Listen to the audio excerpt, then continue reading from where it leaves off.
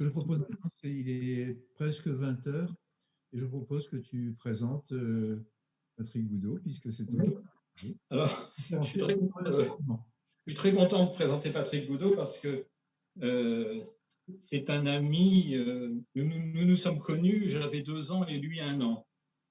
Nous ne nous en souvenons pas, mais nos parents étaient amis et nous n'avons cessé de nous suivre et de suivre nos parcours respectifs. Alors, Patrick est professeur de chirurgie maxillofaciale à l'hôpital de la Pitié-Salpêtrière. Il est chirurgien également. Il en a été le chef de service jusqu'à 2 ans, je crois, il pourrait le dire. Et comme je l'ai dit, c'est dans son service qu'ont été accueillis certains blessés du Bataclan. Donc, il a une expérience de cet aspect-là de la chirurgie maxillofaciale et je vais lui passer la parole. Voilà. Ça marche. Merci Patrick pour ton introduction, fraternelle à tous les sens du terme. Merci de laisser la lourde charge de faire cette première présentation de cette nouvelle saison de la CEU. Alors, quand Patrick m'a sollicité pour cette occasion, on a discuté un petit peu du sujet et il nous est venu ce titre. De la défiguration à la refiguration, les enjeux de la chirurgie maxillofaciale, la refiguration. Et si l'on veut un néologisme, le verbe refigurer est un vieux terme de la langue française qui dit parfaitement ce qu'il veut dire. Ce terme de refiguration, on a d'ailleurs déjà eu l'occasion de l'utiliser en d'autres circonstances et cette affiche rappelle une réunion qui avait eu lieu dans la chapelle, la splendide chapelle de la Salpêtrière en novembre 2018 et qui avait été animée par Laurent Geoffrin. Il y avait ce jour-là Philippe Lançon, il y avait Cross, le cinéaste, on en parlera, et Bernard de Vauchel, on parlera de ces personnages un peu plus loin. Et cette réunion, cette table ronde est toujours accessible sur le site qui est mentionné ici. Ce lien est toujours actif. Alors, les enjeux de la chirurgie maxillofaciale, ce sont des enjeux que l'on retrouve tout au long de l'histoire de la spécialité. Ce sont des enjeux techniques, des enjeux morphologiques, bien sûr, pour ne pas parler d'esthétique, des enjeux psychologiques. Je vous ai fait grâce de la face, centre des sensorialités, et pièce essentielle de notre relation à l'autre, les enjeux psychologiques et les enjeux éthiques que soulèvent en particulier les nouvelles technologies. On en a parlé tout à l'heure, voilà bien un domaine où la technologie nous est extrêmement utile. Alors, vous voyez qu'il y a fort longtemps, sur le papyrus Smith, trouvé en Égypte et qui date de 1550 avant Jésus-Christ, il était déjà largement question de traumatologie de la face, puisque celle-ci occupait 56% du traité, ce qui correspondait grosso modo à l'importance des blessures infligées à la face. À la même époque, ou presque, en Inde, les travaux de Susruta ont été retrouvés en matière de réflexion du nez, de rhinopoïèse, puisque le nez, symbole de l'honneur hindou, était aussi victime des punitions infligées à ceux qui avaient trahi l'honneur. Eh bien, les méthodes de Susruta, on les voit, comme c'est illustré en bas à droite, encore utilisées lors de la Première Guerre mondiale, dont on reparlera beaucoup, pour reconstruire les nez. Le Moyen-Âge, époque un peu plus obscure, un peu plus lente en matière de développement médical, a tourné beaucoup autour de la traumatologie de la face, pour ce qui nous concerne, que ce soit les auteurs grecs, latins, byzantins, et ayant été prof à Montpellier pendant de nombreuses années, je ne pouvais pas ne pas citer Guy de Chauliac, sous le portrait duquel j'ai présidé un certain nombre de jurys au cours de ces années. C'est ensuite de la Renaissance au XIXe siècle qu'on voit apparaître les notions de reconstruction. Et tout particulièrement, cette illustration d'un traité de Tagliacozzi qui montre pour la première fois comment reconstruire un nez à partir d'une portion de peau à distance, en l'occurrence du bras, avec tout le harnachement nécessaire pour maintenir le bras en position utile pendant le temps de la cicatrisation. Le virage, c'est la guerre de 1870 et l'artilleur Moreau à la bataille de Bapaume, amputé de cette partie moyenne de la face, et l'artilleur Moreau, l'homme à la tête de cire, laisse déjà deviner ce que vont être les progrès de la Première Guerre mondiale. Les gueules cassées, voilà. Trop souvent, la chirurgie maxillofaciale est ramenée, rapportée ou limitée à la traumatologie. Il faut dire quand même que cette traumatologie balistique de la face, c'est l'essence même de notre spécialité, celle qui a été l'occasion de développer des techniques de plus en plus osées, si je puis dire. Et on va voir cette filiation, entre guillemets, ininterrompue entre ce que nous avons vu, des méthodes qui sont encore parfois utilisées, et ce que nous faisons actuellement. Alors, pourquoi 15 000 gueules cassées lors de la Première Guerre mondiale? Comme je le disais tout à l'heure, eh bien, tout simplement, si je puis dire, parce qu'au fond des tranchées, ce qui dépassait malheureusement, c'était la tête de nos soldats. Ça a été, cette Première Guerre aussi, l'occasion d'une fantastique organisation sanitaire avec les postes de secours avancés, puis les centres spécialisés de l'avant, et voilà déjà, tiens, on trouve Amiens, dont on se parlera, et derrière, les centres spécialisés de Paris, Lyon, Bordeaux, autant d'endroits où se sont développées des écoles, et en particulier, comme il est illustré en bas à droite, le Val-de-Grâce. Voilà l'illustration de ces efforts dans une première revue parue en 1917, la restauration maxillofaciale, où il est question de plaies de la face et des maxillaires, de greffe osseuse déjà, de mutilation du corps du maxillaire inférieur, de considération sur les fractures du maxillaire inférieur et de cire à mouler. Parce qu'en effet, cette époque a été l'occasion de poser un certain nombre de principes, et le moindre d'entre eux n'est sûrement pas le fait de créer pour conserver, et conserver pour créer, garder tous les tissus possibles, connaître le bon moment, déterminer le bon moment pour la reconstruction, pas trop tôt, de façon à ne pas avoir de nécrose tissulaire, et pas trop tard, de façon à ne pas avoir de rétraction tissulaire. Et puis, cette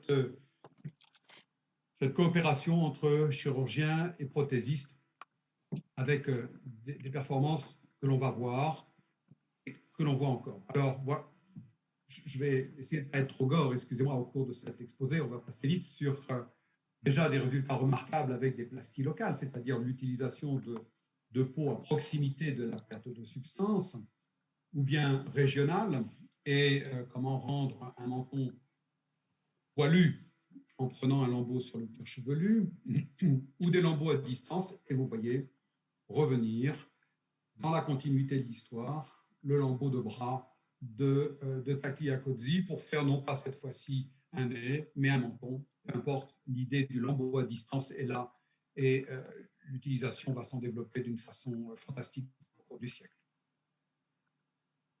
Ce qui caractérise notre spécialité, c'est la pluritissularité, la peau, l'os, la muqueuse, le cartilage. Voilà d'autres nécessités de plastie locale pour refaire les plans muqueux.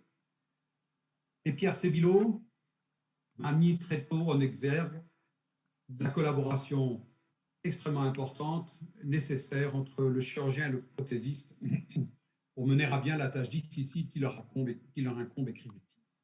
Voilà des artifices prothétiques d'immobilisation de fractures et de perte de substances osseuses, mais aussi l'imagination pour à la fois combler une perte de substance maxillaire et cacher une perte de substance de la base du nez. Vous voyez qu'on parlait tout à l'heure en 1871 de l'artilleur Moreau. Et bien voilà, revenir les prothèses de la face. Épithèses, pour être précis, comme celle-ci, portée par des lunettes pour cacher une perte de substance oculo-orbitaire.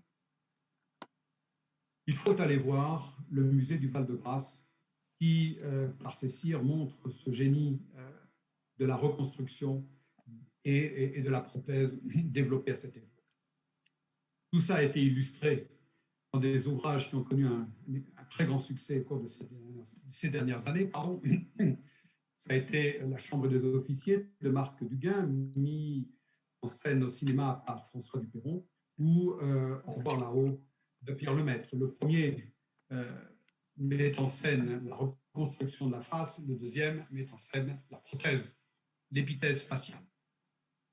Bien sûr, les gueules cassées sont définitivement rattachées à la loterie nationale depuis 1933, moyen que l'État a trouvé à l'époque d'obtenir les subsides nécessaires à la réparation et à l'indemnisation des victimes de guerre.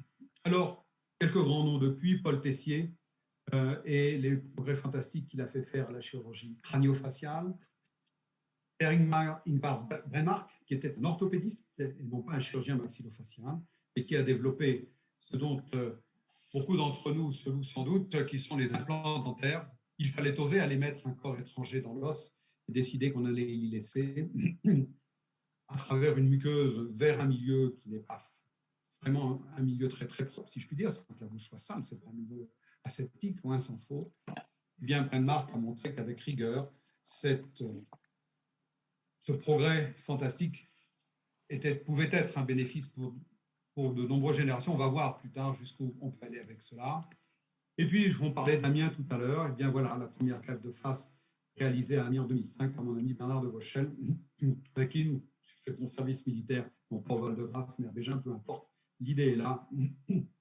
Et la première personne qui en a bénéficié à la suite d'amputation par une morsure de son chien. Alors, je ne vais pas vous embêter avec le domaine de compétence de la chirurgie maxillofaciale, on va juste mettre le doigt sur un certain nombre de points qui donnent objet à la reconstruction. Quant à la formation, c'est une formation chirurgicale, générale, spécialisée, puisque nous sommes en mesure de pouvoir aller prélever de l'os partout où il nous en faut, que ce soit sur le crâne, sur l'omoplate, sur le bassin, sur la jambe. On va voir ça tout à l'heure. Ce que j'ai mis en bas de mes diapositives, en italique, ce sont de courtes phrases issues du livre de Philippe Lançon, Le Lambeau. Et quand il parlait du couloir des gueules cassées, il faisait allusion au couloir du service dans lequel il a vécu pendant 3 mois et dont il a relaté la vie à travers son expérience au cours de l'hospitalisation qui a suivi l'attentat dont il a été victime à Charlie Hebdo.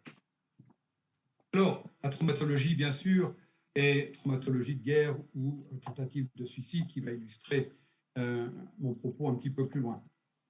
Les malformations congénitales, les malformations acquises, la cancérologie, c'est notre quotidien. Et là, je n'ai pas pu m'empêcher, bien que ce ne soit pas du tout dans ce contexte-là qu'il est écrit, de ressortir quelques phrases de Philippe Lançon. Tant qu'il y a du bloc, il y a de l'espoir de s'améliorer.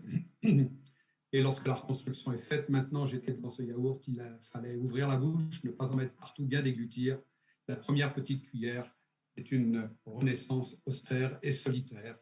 Voilà une expérience que tous nos patients reconstruits peuvent faire à leur tour. Et l'édentement, quand on en arrive à ce degré de résorption, parce qu'on a perdu ses dents souvent depuis fort longtemps, on en arrive aussi pour pouvoir retrouver une fonction à devoir faire appel à des techniques de reconstruction, même si le point de départ est peut-être moins spectaculaire, le handicap est lui aussi considérable. Alors en un siècle, bien sûr, on a vu des progrès extraordinaires, je ne vais pas m'appesantir sur les progrès de l'anesthésie, de la sepsie, de l'antibiotique. Les techniques chirurgicales, on est passé de plasties locales qui ont toujours leur utilité, des lambeaux microvascularisés pluritissulaires grâce à la microchirurgie. Et je vous dirai 2 mots à la fin de ce que nous attendons, de ce que nous connaissons des biomatériaux, la technologie numérique, mais de ce que nous attendons aussi des progrès techniques et technologiques dont parlait un d'entre nous, Jean-Jacques Dombrowski, tout à l'heure. Alors, je vais juste vous montrer un cas. Excusez-moi, je n'ai pas pu m'en empêcher, qui est là. Ce type qui présente ici un sarcome du avec un envahissement cutané. On fait un scanner, on fait une segmentation de façon à reconstituer en 3 dimensions le squelette de notre sujet et l'on détermine sur ce squelette, sur ce crâne en 3 dimensions, la zone que l'on va réséquer pour avoir Ah non, la mais c'était marge vachement bien, nécessaire c'était la pour traiter meilleure. ce Bon, sarcome Pierre comme Morel, il il a doit été l'être. bien, il n'a pas été trop Et long puis, pour une fois. Enfin, on pour associe à ce ce qu'il scanner fallait. de la face un scanner de la jambe avec un Jean-Philippe, angioscanner, c'était c'est-à-dire un scanner précis, qui clair, etc. opacifie Voilà, aussi c'est les ça qu'il faut vaisseaux faire. qui vont nourrir le péroné, Il ne faut pas parce que raconter c'est sa vie cet os que nous personnelle. allons Enfin bon, utiliser c'est quelque chose. pour mettre à la place de la mandibule que nous allons C'est enlever. épouvantable. Mais lorsque j'ai fait Comment mes veux-tu premiers lambeaux de que les péroné, gens qui ne sont mes pas transferts à la vitro-vascularisés de cool péroné il y a restent en 30 ans, voyant ça? on a fait ça de notre mieux, j'ai fait ça de mon mieux en découpant le Alors, péroné c'est un comme je époux, pensais c'est un devoir le épouvantable. faire C'est un pour quelque chose épouvantable. qui soit à la fois efficace et équilibré. Non, mais Ce si temps tu est bien veux, j'ai dépassé vu à l'œuvre justement chez puisque Françoise. nous Là, ce soir, il arrivons recommence. maintenant à simuler sur On le lui demande de péroné, à présenter en 5 déterminer minutes sur le son péroné, scénario, à il fait une simuler sur le conférence. péroné Il commence à traiter la le sujet au forme lieu de dire ce et qu'il va les faire. sections Il osseuses le traite nécessaires très pour mal parce que reconstituer le plus exactement pourquoi, possible oui, le volume de la c'est fou, mandibule ce qu'il manquante. raconte. Il y a 40 ans, on aurait pu dire exactement la même chose. Mais à quoi bon Ça n'a aucun reconstruire une intérêt. Enfin, mandibule bon, si ce n'est pas pour y mettre des dents la question, elle n'est pas par là. l'intermédiaire d'un plomb? Donc le raisonnement va plus loin. Voilà, bon, enfin, c'est pas grave. Et Je me le raisonnement tais, consiste pas j'ai failli mettre un seulement mot à tout le monde, puis je dis, fais à pas ça, ça sert à imaginer rien. la reconstruction osseuse, mais à imaginer la Voilà, je me suis reconstruction prothétique. retenu, Et je tu dirais vois. même qu'il part à l'inverse de la reconstitution prothétique en rapport avec l'arcade dentaire antagoniste pour savoir où l'on va mettre notre Oui. sens. Et ce sont ces plots Ouais, jaunes ouais. Moi qui aussi, sont là j'ai simulés noté sur ça. Je sur pense la que ça a numérisation, un sur la intérêt simulation numérique qui représente de les regarder implants un peu. dentaires qui vont être Ouais, utilisés. et puis ça nous occupera. Ça, ce sont les guides pour couper très exactement là où il était prévu Voilà. sur les illustrations précédentes.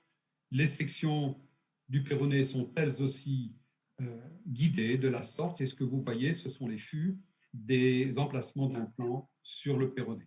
Oui, Voilà oui, tous les c'est guides qui seront intéressant, bien utilisés sûr. pendant l'intervention. Est-ce qu'il fait du ripollage? Voilà la Est-ce qu'il fait du simulation ripollage, ou aboutie, est-ce qu'il et tout en un fait temps, sérieux, etc. Non, on va ça, prélever c'est notre intéressant. péroné avec l'artère et la veine qu'il Voilà, nourrissent, non, Jean-Philippe, il la était très palette bon, cutanée toujours nécessaire. pareil. On va le modeler Surtout, selon le il a un schéma sourire prévu, et on ravageur, va donc, d'emblée faut mettre rien les dire. implants. Et sur les implants, mettre la prothèse provisoire. C'est ce que montre la radio qui est là, peu Totalement, importe, voilà, mais c'est c'est bon. surtout ce que montre Ouais, ce juste lui dire qu'il faut résultat-là. se mettre un peu C'est plus au la centre de prothèse la caméra provisoire quand chez ce garçon qui a eu cette amputation de voilà, ses il faut fils, de la pas. partie antérieure de la L'humilité, mandibule, c'est bien et jusqu'à un cette certain résection point. de peau. Malheureusement, il avait la peau du tibia de la jambe un petit peu plus Bon, forte que la allez, peau je du vous visage, embrasse, bonne mais ça soirée. même si on veut plus tard. Ça va. Alors, revenons-en à nos victimes des attentats de 2015 dont parlait Patrick tout à l'heure, et celle-ci dont on va suivre la réhabilitation.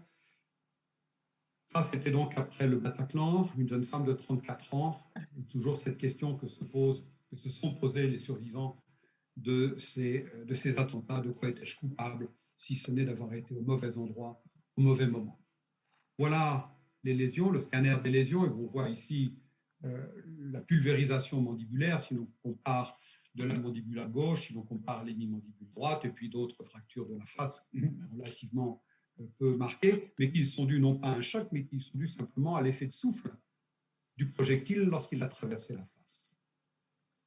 Et en toute première urgence, si je puis dire, J0, les fragments osseux pulvérisés ont été enlevés et la plaque a été simplement destinée à maintenir l'espace entre ce qui reste de l'articulation là-haut, ce qui reste de la mandibule à droite, mandibule qui est fixée à l'étage maxillaire, parce que ça, on sait qu'elle est à sa bonne.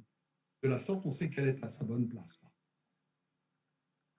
Voilà, 10 jours plus tard, l'aspect de notre jeune patiente. C'est le début du combat qu'elle allait devoir mener, comme l'a écrit Philippe Lançon, cette période pendant laquelle elle n'allait pouvoir ni manger, ni boire, ni sourire. Et tous ces tuyaux, et là il en manque déjà un certain nombre, qui allaient lui permettre de se réparer, d'être endormi, soulagé, nourri, désinfecté. Bref, qui allait lui apporter la vie pendant cette phase de reconstruction. Et ça, c'est le planning de l'étape suivante. Comme je vous l'expliquais, il fallait prévoir l'utilisation d'un péroné pour reconstruire cette mandibule. Alors, par ce qu'on appelle la mirroring. On a dupliqué la mandibule droite en l'hémimandibule droite en hémimandibule gauche, qui nous a servi de guide pour construire cette reconstruction péronière avec les implants prévus. Et cette fois-ci, on a même été, à la suite de l'utilisation d'un brevet que nous avons mis en place dans le service, jusqu'à l'utilisation de plaques sur mesure. Voilà, 2 mois après, la reconstruction mandibulaire, telle que prévue, avec ce péroné en plusieurs fragments. J115, alors 4 mois plus tard, c'est ça, 4 x 3, 12, l'aspect de notre blessé, avec toujours cette vilaine cicatrice cutanée. Et l'étape suivante va être de la diminuer. On n'enlève malheureusement jamais complètement les cicatrices, grâce à ce qu'on appelle une prothèse d'expansion, c'est-à-dire une prothèse qui, gonflée sous la peau, va progressivement distendre celle-ci et permettre d'ascensionner cette peau vers la joue. Vous voyez qu'au passage, notre projet prothétique a abouti. Malheureusement, elle ne ressemblera jamais à la très belle femme qu'elle était avant, mais on a quand même bien progressé sur ce chemin-là. Peut-être aussi des choses moins dramatiques dans leur survenue, moins violentes, mais cette asymétrie chez cet homme est le fruit d'un syndrome congénital. Et arrivé à la cinquantaine, il a jugé que ça suffisait comme ça. Maintenant qu'il en avait le temps et les moyens, il avait décidé de s'occuper de lui et de faire le nécessaire pour retrouver un visage un peu moins asymétrique et surtout une denture d'une meilleure qualité. Alors voilà à quoi ressemblait son crâne. Vous voyez avec cette déviation, la perte des dents. Voilà ce qu'on a fait. On a imaginé des sections osseuses comme celle-ci, guidées, et puis une reposition de ces 2 mâchoires, maxillaire et mandibulaire, pour recentrer le tout, avec des choses qui peuvent paraître surprenantes, comme cet espace ici, mais on sait que l'os va venir réoccuper tout cela. Comme le dit Lançon, on vit dans un monde où tout ce qui est techniquement, le chirurgien vit dans un monde où tout ce qui est techniquement possible finit par être tenté. La chirurgie du grand art et du bricolage incertain, mélange de technique, d'expérience et d'improvisation, tout ça en respectant notre patient. On va revenir aussi sur les notions d'éthique que soulèvent ces performances chirurgicales, entre guillemets, et ces projets chirurgicaux. Voilà notre patient, un visage recentré et une denture équipée. Le chemin a été fait et les remerciements n'ont pas manqué. Voilà quelque chose de plus simple encore chez ce type qui présente une asymétrie congénitale elle aussi, qui ne concerne que la mandibule. On a fait les ostéotomies et vous voyez qu'on a été mettre un implant en titane poreux qui sera réhabité par l'ossification et qui permet d'obtenir une symétrisation du visage qui est plus agréable. Je vous parlais tout à l'heure de la perte des dents. Et bien voilà le profil bien classique d'une personne qui, sans être très âgée, a perdu toutes ses dents, malgré 2 malheureux implants qui, comme on peut le voir ici, ont complètement lisé l'os dans lequel ils étaient implantés. Et puis le projet, c'est celui-là. Ça a été celui-là, celui qui a été réalisé, c'est-à-dire un guide osseux de la sorte qui nous donne notre niveau de coupe sur le maxillaire.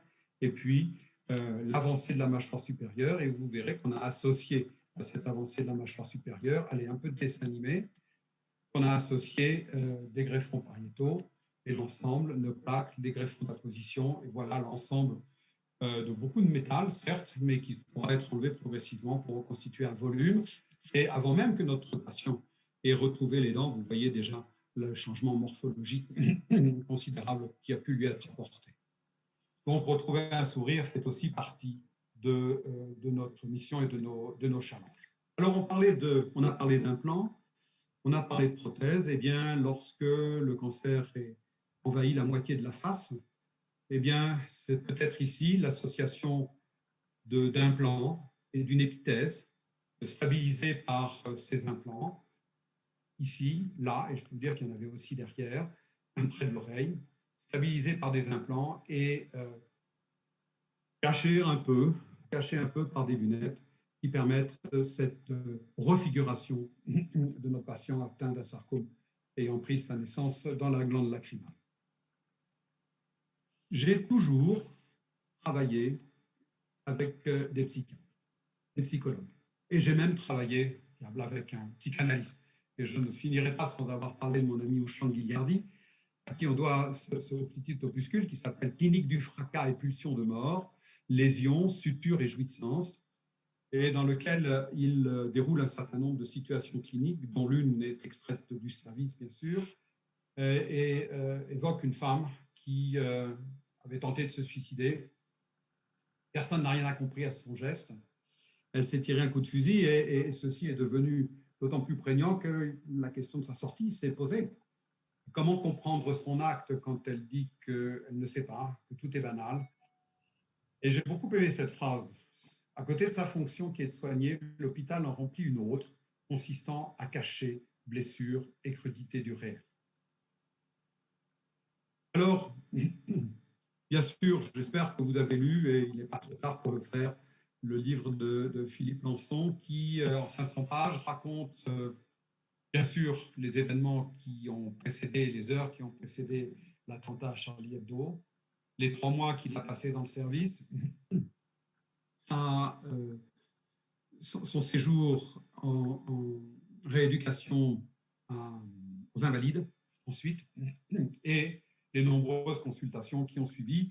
Il y a 6 ans de cela, Philippe Lançon continue à venir dans le service pour des retouches, pour des adaptations, et on en est au stade difficile de la réhabilitation prothétique. Il parle de tout cela avec beaucoup de talent, bien évidemment. Moi, j'ai découvert d'une façon extrêmement instructive et émouvante une autre version, une autre facette de mon service, des gens que je croisais tous les jours et avec qui il a pris le temps de parler, il a pris le temps d'en faire connaissance. Et j'ai trouvé des vertus et des qualités étonnantes à certains des personnels soignants, des aides-soignantes par exemple, que je côtoyais lors de la visite, mais dont je ne connaissais pas la vie, et il nous racontait là des choses étonnantes et des choses poignantes. Ces situations extrêmement difficiles, notre photographe, Candice Cellier, les a réunies dans un ouvrage qui s'appelle « Les réécritures de la chair ». Candice, c'est une photographe qui se consacre totalement à la médecine, puisqu'elle a fait ses premiers pas il y a de nombreuses années maintenant, il y a 12 ou 15 ans, dans un bloc opératoire. Elle est fascinée par les éclairages et les mains des chirurgiens. Et elle a aussi, avec leur autorisation, tiré de grands portraits de certains de ces visages reconstruits. Et cet homme en bas à droite, dans la chapelle de la Salpêtrière, est venu me voir en me disant « Vous vous souvenez, docteur, vous qui m'avez opéré il y a 30 ans de cela ». J'étais content de voir qu'il était encore en vie. Ce n'est pas la perfection, c'est quand même, vous m'excuserez, mais c'est quand même un assez beau résultat.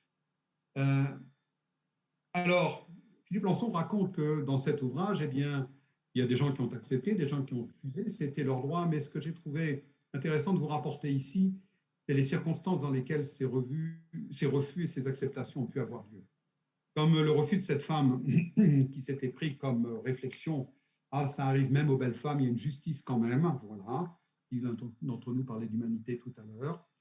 Ou avant que le masque soit devenu une obligation, même sous nos climats, qu'est-ce qu'elle a celle-là? Elle se prend pour une Chinoise alors qu'elle cachait sa défiguration ou sa refiguration, peut-être pas encore achevée, derrière le masque. Une autre illustration extrêmement poignante de ces visages défigurés, c'est ce film de Didier Cross, dont je vous parlais tout à l'heure, qui a participé à cette table ronde, qui s'appelle La Disgrâce, film qui est paru récemment sur Antenne 2. Didier Cross a sollicité le service d'Amiens de Bernard de Vauchel et le mien à l'époque pour rencontrer de ces personnes défigurées, refigurées parfois, excusez-moi du terme, le mieux qu'on a pu, et des témoignages là encore extrêmement poignants, montrant à la fois l'isolement de ces personnes, mais aussi leur goût pour une réinsertion et l'importance de leur environnement. Alors, quelles sont les perspectives? Est-ce que nous sommes condamnés à nous livrer à des exploits, entre guillemets, chirurgicaux, à monter ces lambeaux pluritissulaires, microvascularisés, etc. Et je vous ai parlé tout à l'heure de la première greffe de face. La greffe de face, eh bien, on n'en parle plus beaucoup. On n'en parle plus beaucoup parce qu'en fait, il ne s'en fait pas beaucoup. Voilà à peu près le nombre de greffes de face qui est effectué par an à travers le monde. Vous voyez qu'on reste sur quelque chose de relativement marginal et qui ne peut pas prétendre pour nous être la solution en matière de refiguration, en matière de réhabilitation. Et parce que cette greffe de face, finalement, est-ce que c'est si difficile que ça? Bien sûr que c'est long, bien sûr que c'est difficile, mais c'est à la portée, entre guillemets, excusez-moi ce terme, d'équipes de chirurgie maxillofaciale très entraînées et suffisamment nombreuses. Le problème n'est pas là. Le problème est d'abord que le traitement immunosuppresseur qu'elle inflige est lui-même générateur de pathologies cancéreuses autres. Et ça, c'est un prix qu'il est acceptable de payer. Dans les considérations éthiques, l'autre que je mettrai en avant ne concerne pas le donneur, le receveur, mais le donneur. Le respect de la dignité du donneur est un impératif absolu. Et c'est là qu'on retrouve d'ailleurs les prothèses, puisque dans le protocole, il est prévu qu'une prothèse faciale identique au masque facial qui est prélevé soit posée sur ce visage, de façon à ce que la famille ne perde pas l'image de son défunt.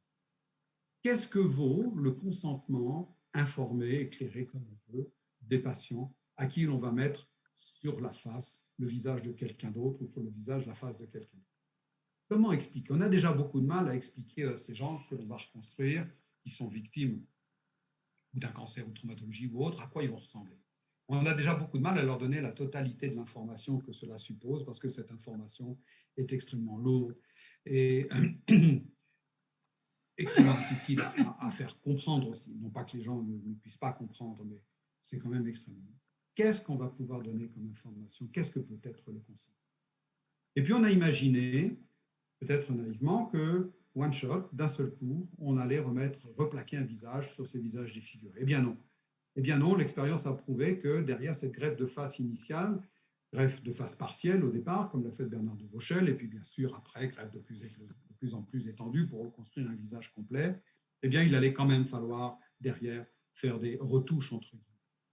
Enfin, et ce n'est sûrement pas la moindre des difficultés, si l'on se fait greffer un rein et qu'il y a un rejet, on peut enlever ce rein et repasser à des méthodes médicales en attendant une prochaine greffe. Qu'est-ce qu'on fait devant un rejet aigu ou chronique de son masque facial?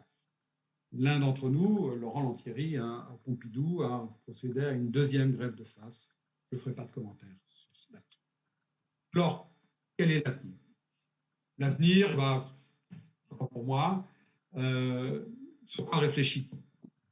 D'abord, la décellularisation, idée fantastique, qui consiste à prendre un organe et à le vider de tout ce qui est tissu vivant pour ne garder que la trame collagénique, et ensuite le réirriguer avec le sang du receveur, ce qui nous, en principe, met à l'abri des rejets.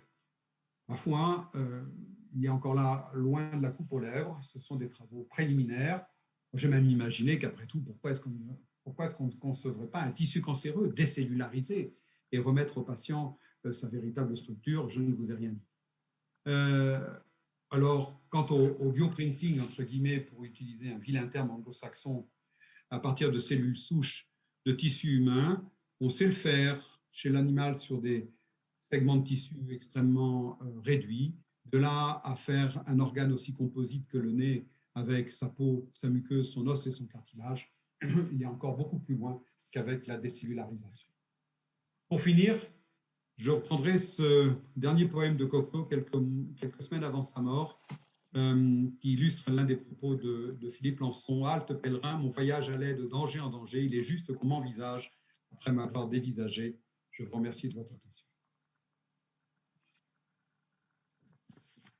Merci beaucoup, Patrick, de cette brillante démonstration qui nous a permis de voir tous quels sont les progrès techniques et à quoi sert la technique d'aujourd'hui et à quels problèmes éthiques elle aboutit.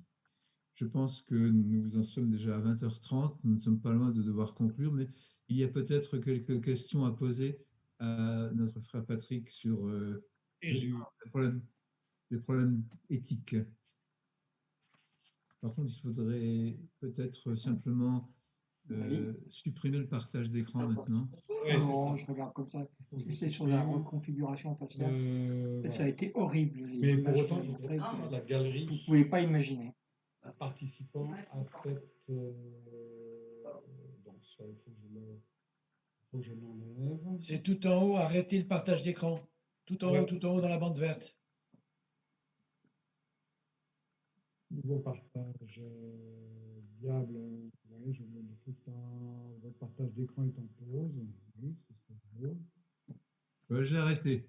Voilà. Je l'ai arrêté, c'est plus simple. Bon, encore merci pour cette remarquable information et cette remarquable présentation des techniques modernes. Bon, même personnellement, j'ignorais en partie la grande avancée. Et je pense qu'il y a peut-être quelques questions à poser à notre conférencier, notamment sur le plan des problèmes éthiques qu'il a évoqués à la fin. Je ne vois pas de main se lever. Si, ben, je veux bien en poser une question. Vas-y, Patrice. Oui, toutes ces techniques permettent de reconfigurer des visages qui ont été abîmés dans des circonstances diverses, mais elles permettent aussi, j'imagine, de changer un visage sain, normal. Alors là, on aboutit, on rejoint la question de l'éthique, et je voulais demander à Patrick quelles étaient les limites qu'ils s'imposaient dans leur art. Hein, parce qu'on peut faire d'un visage un nouveau visage, comme on peut être transgenre ou autre. Est-ce qu'on peut faire de la chirurgie pour changer un visage qui ne nous plairait pas, par exemple? On retrouve pas un très vieux film dont le titre m'échappe, qui est dommage que je n'y ai pas pensé. Dr Jekyll. Non, beaucoup plus vieux que ça. Les vieux sans visage, c'est pas ça, quoi, tu penses? De Georges Franju. Ah, Georges Franju, oui. C'est les vieux sans visage. Entre autres. Alors là, on touche à l'éthique absolue. Qu'est-ce qu'on fait de ça? J'ai failli vous mettre une photo, une diapo de Michael Jackson. Oui. Michael Jackson jeune et Michael Jackson à la fin de sa vie. Comment est-ce qu'un chirurgien, des chirurgiens ont pu accepter de se livrer à un simulacre de chirurgie de la sorte au point de rendre cet individu non seulement méconnaissable, mais en plus effroyablement laid. Voilà, ça, ce sont.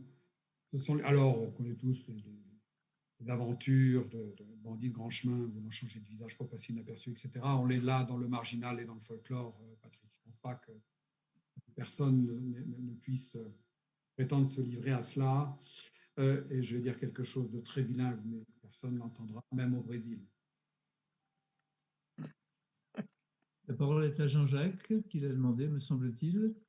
Oui, à part l'admiration du chef de service de chirurgie maxillofaciale, je pense qu'il a, par ces merveilleux exemples, illustré ce qu'avait voulu être mon propos en disant que sans la technologie, sans l'imagerie qui est entièrement assistée par ordinateur, sans la préparation entièrement simulée, dont il nous a montré que c'était grâce à ça qu'il arrivait à faire ce qu'auparavant on faisait au jugé, au doigt, etc.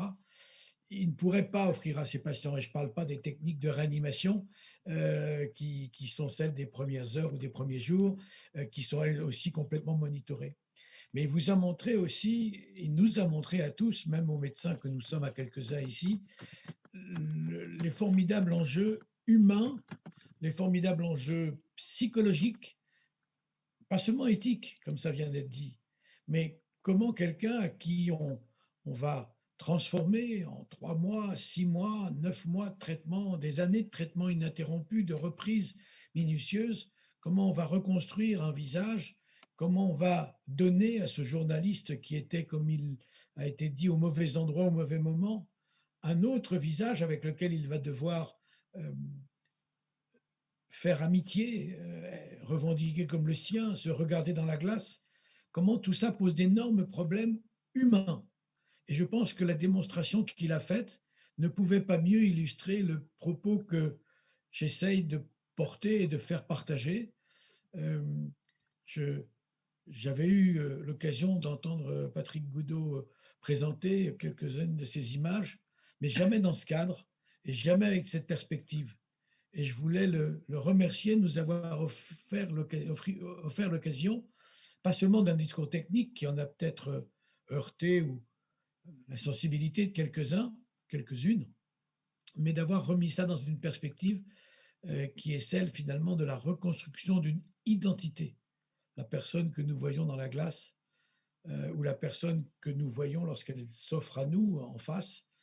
Et il me semble que quelqu'un comme Jacques Samuelian, par exemple, dont le métier a été de comprendre l'esprit des autres, est particulièrement sensible à cet aspect, c'est-à-dire au-delà de la figure et de la figuration, l'image qu'on a de soi-même ou qu'on offre aux autres, qu'on partage avec les autres, c'est un enjeu. Et comment la technique est indissolublement liée à ces aspects humains. Et je voulais demander à notre frère Patrick combien de temps il passe à former ces jeunes collaborateurs, au-delà de la technique qu'il leur transmet, à ces aspects humains, humanistes. Tu as parlé des psychologues, mais au-delà des psychologues, comment chaque médecin, chaque soignant, chaque aide-soignante, chaque personne qui fait le ménage de la chambre a un rôle à jouer dans l'accompagnement psychologique, moral, mental, spirituel de ces gens que tu refigures.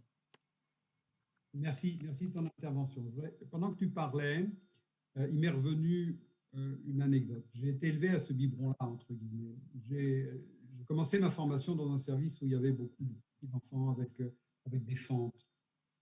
Et à la consultation, il y avait une infirmière, dont je me souviens encore du nom, qui était assez remarquable et qui disait très volontiers, par exemple, aux parents qui venaient avec cette souffrance, et cet enfant à la lèvre fendue et peut-être parfois davantage, votre enfant, il a des yeux magnifiques. Voilà, c'est toutes ces petites choses-là qui forment. Alors, comment on forme? Est-ce qu'on les forme à ça? Je participe à un enseignement à la faculté de médecine qui s'appelle la relation patient-médecin. Façon anecdotique, d'ailleurs, je suis le seul chirurgien à participer à cette unité d'enseignement. Bien. Ce qui, évidemment, aggrave un peu notre mauvaise réputation. Allez, on ne transformera pas un âne en cheval de course.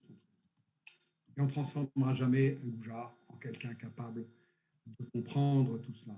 Mais il n'y a que, moi, je ne crois qu'à la vertu de l'exemple.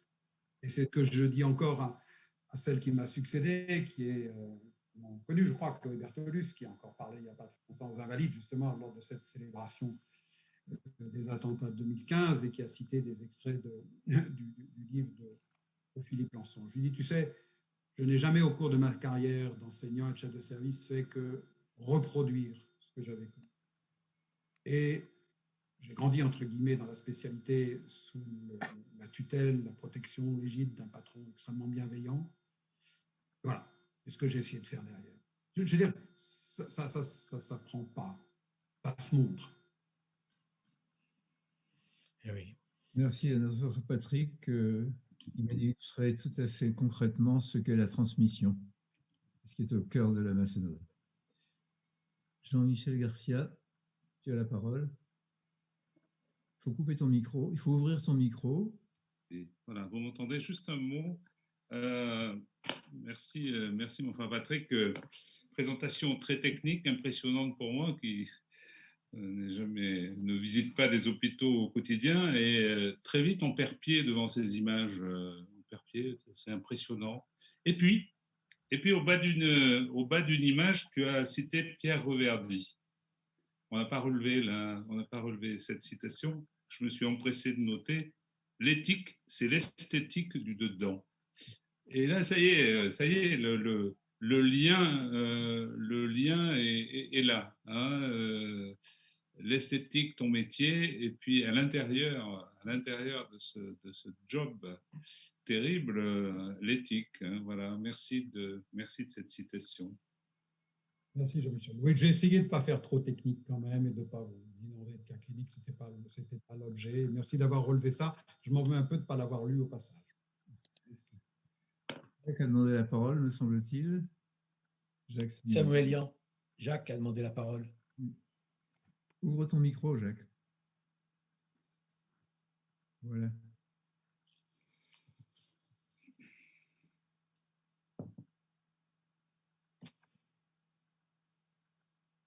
On ne t'entend pas, Jacques. On n'entend pas. Oui, là, vous m'entendez. Oui, on t'entend. Voilà, je n'avais pas actionné mon micro. Oui, je disais merci à Patrick de nous avoir montré ce travail extraordinaire de reconstruction. Et alors, il a été question à plusieurs reprises d'éthique, et j'avoue que je suis un peu dubitatif sur ce mot, parce qu'en réalité, ce qui se pose à ces victimes, et quand je dis victimes, je pense aussi aux patients atteints, par exemple, de sarcome envahissant et extrêmement défigurant, invalidant. La question qui se pose, c'est finalement, c'est un visage sinon rien. Parce que la question qui se pose au départ, c'est que si ce travail de reconstruction extrêmement long et difficile ne se fait pas, ces patients sont condamnés à mourir. Enfin, à mourir, en tout cas, ils n'ont plus de vie. Autrement dit, la question qui se pose pour nous, elle n'est pas tellement éthique, elle est qu'une fois que ce travail de reconstruction chirurgicale aura eu lieu, c'est en quelque sorte la restauration d'une identité. Parce que, bien sûr, la face, c'est le cas de le dire, c'est l'interface entre le dedans et le dehors. Hein, pour faire court, on ne va pas rentrer dans des considérations psychanalytiques complexes sur l'image du corps, sinon on passe le réveillon là. Et je ne suis pas sûr que ça suffise d'ailleurs. Le problème est, sur le livre, l'auteur a bien dit, qui suis-je? Est-ce bien moi? Eh bien, c'est exactement ça la question. Parce que même si ce n'est pas lui, c'est lui quand même. Et donc, ce qui doit se passer pour lui, c'est une réappropriation d'une nouvelle image avec toute la difficulté que ça représente. Je dis bien toute la difficulté que ça représente parce qu'en réalité, c'est une reconstruction sur le plan psychologique qui est au moins aussi complexe que ce que le chirurgien a dû réaliser de l'extérieur. Parfois ça passe, parfois ça passe pas. Je n'ai pas connu de fracas de la face, mais par contre, j'ai soigné il y a très très longtemps l'un des premiers greffés du cœur qui s'appelait Emmanuel Vitria. Emmanuel Vitria, que vous avez connu, qui a été l'un des premiers greffés du cœur et qui a survécu pendant plusieurs années, était extrêmement mal avec ce cœur qui n'était pas le sien. Et pourtant, ça ne se voit pas, le cœur. Hein. Extrêmement mal et avec des moments de très grande lassitude, pour ne pas dire de très grande dépression. Ce qui l'a conduit d'ailleurs à fréquenter les services de psychiatrie où je l'ai rencontré. À l'époque, moi, j'étais encore assistant, enfin bon, j'étais au début de mes études. Et cet exemple m'a montré, alors qu'il aurait dû se réjouir en disant « je suis un miraculé », à cette époque, il n'y avait pas beaucoup de transplantés du cœur survivants. Lui était survivant, il tenait bien, parce que vous savez qu'il avait eu la chance d'avoir une compatibilité tissulaire, parce qu'à l'époque, on ignorait tous ces détails. Et bien, moi, je dirais que pour ces patients qui s'en sont sortis, va se jouer pour eux l'appropriation, en quelque sorte, de cette nouvelle identité, heureuse ou malheureuse, mais qui vient, et ça a été dit, dans le psychanalyste que tu as cité, Patrick, a parlé de pulsion de mort, eh bien c'est tout à fait ça.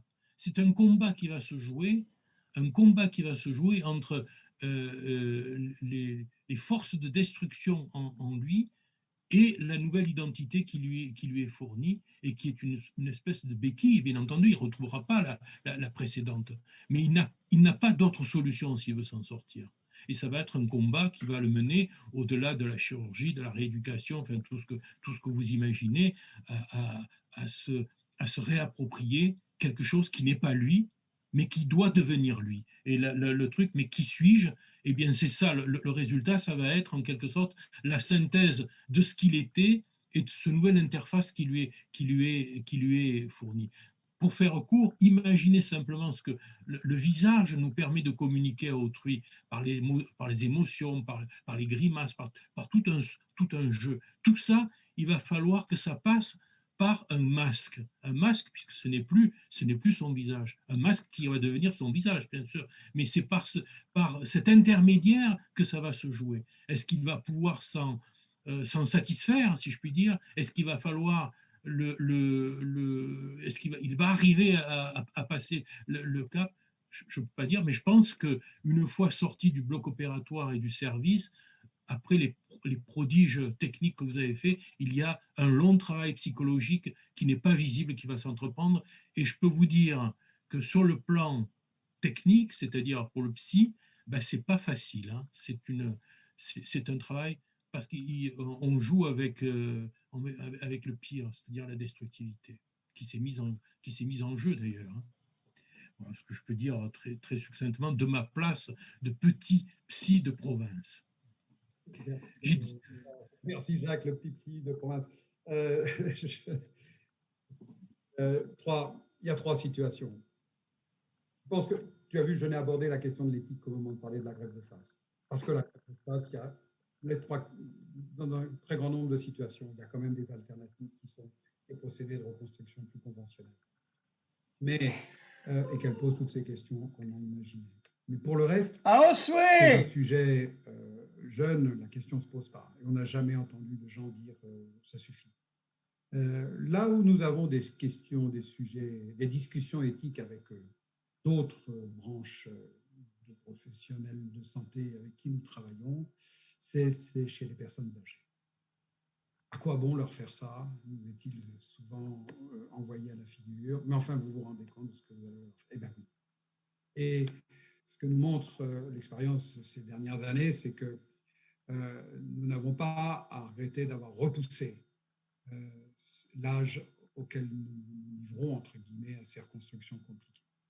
Et que le seul âge qui compte, c'est l'âge physiologique.